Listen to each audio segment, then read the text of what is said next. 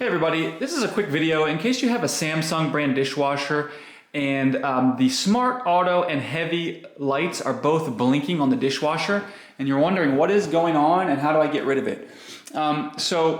This is happening when there's too much water in the dishwasher because it's failing to drain properly. So what we want to do to make sure it's draining properly is come in behind and we have our drain hose here and we want to make sure that drain hose is not kinked or pinched or bent in any way that would prevent it from, we need to get all the way in behind the dishwasher. Sometimes you push it up too hard against the wall and it can smush the hose and then it won't drain properly. Also, you can see where it goes into the drain. It's in there snugly, but it's not sealed or anything like that, so air can get through. And I'm also only using the hose that was provided with the dishwasher. I'm not trying to pump it up high, using it longer, making it pump the water farther or anything like that. Anyways, what you need to do is figure out why it's not draining. It could also be inside the dishwasher if it's all clogged up with food. But nonetheless, all you need to do is figure out why water is not draining out of your dishwasher, and you'll be able to get rid of this error.